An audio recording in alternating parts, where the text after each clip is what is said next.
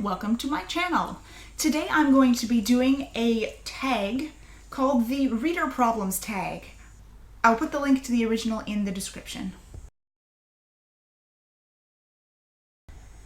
So, question number 1. You have 20,000 books on your TBR. How do you decide what to read? Okay, first of all, how is that any different from usual? Honestly, I've got a ton of books on my TBR. I'm a huge mood reader. I will pick up whichever book kind of appeals to me at the moment. Sometimes it helps if I'm doing a readathon and there are specific challenges. Sometimes it helps if I have borrowed books from the library and I have that pressure to give them back at a certain time. But most of the time, I just feel like reading that book at that time, so I do. Question number 2. You are halfway through reading a book and you're not loving it. What do you do? Do you quit or do you stay with it? I quit. I 100% put it down. Life is too short to keep reading a book that I am not interested in reading. Question 3. The end of the year is coming. You're so close but so far from your Goodreads goal. Do you try to catch up? That's an interesting question for me. Mostly because I tend to start out with a small goal on Goodreads every year, a goal that I know that I will be able to achieve as long as I just keep reading as normal throughout the year. And the reason I do this is because I never want reading to feel like a pressure. I don't want it to be something that it feels like I have to do. So I start with a low goal and then I make myself stretch goals. If I was behind, I feel like I would just lower my goal. Because again, I don't want to feel the pressure of having to finish that, and I don't really want to feel like I failed reading, because as long as I read, I'm not failing. So I would probably lower my goal. Question 4. The covers of a favorite series do not match. What do you do? Go crazy? I'm pretty sure I'd go crazy.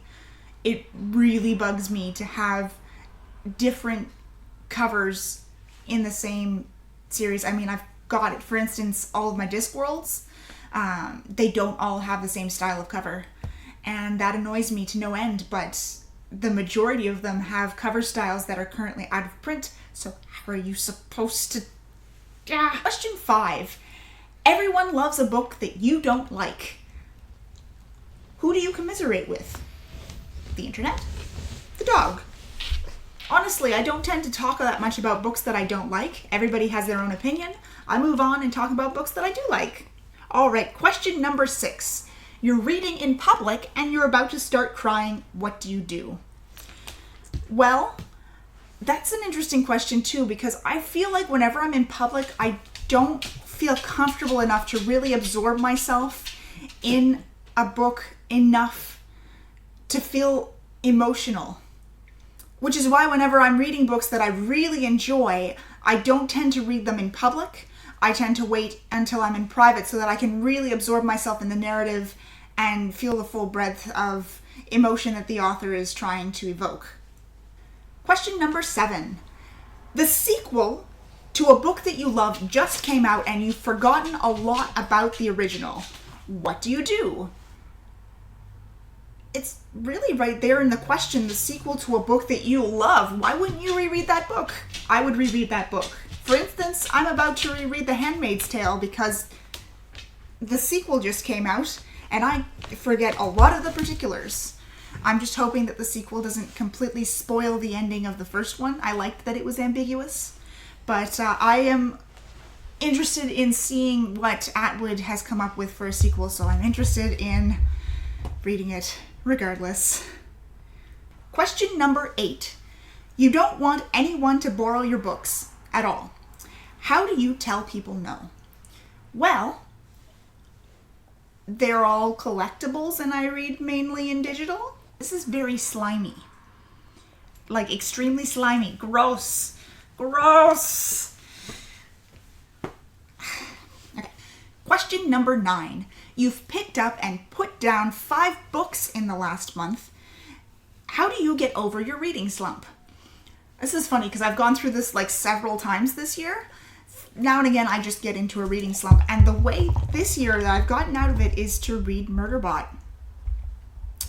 First of all, because the Murderbot novellas are very short, so I can consume them in an evening.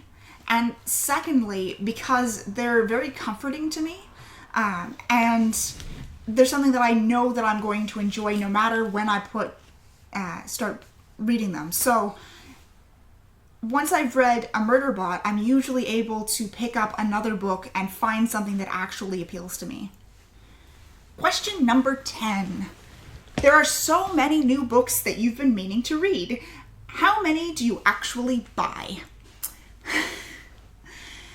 Yeah, that's a good question too, to be honest. This one hurts me because I am on a definite book budget, so I tend to buy one a month. I've got an Audible subscription. That is the one that I buy.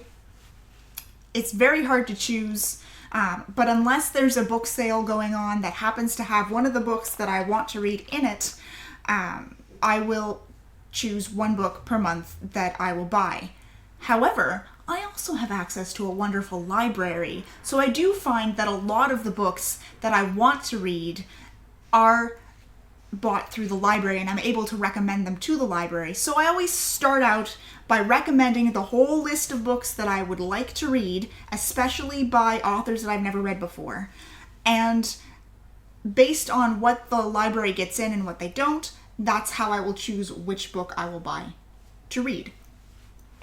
And by doing this, by limiting myself to the one book per month, I generally don't have them sitting there too long before I actually read them. Usually, if I buy it, it's my only book that I get to buy this month, I'm gonna read it right away. Oh, and that was question 11. So I guess that's it.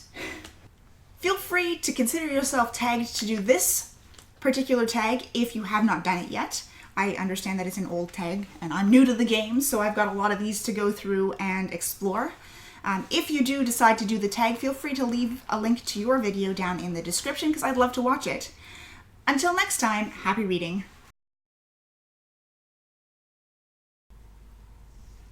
No, don't leave. I love you. Oh, baby. Why would you do this to me? We were having such fun together.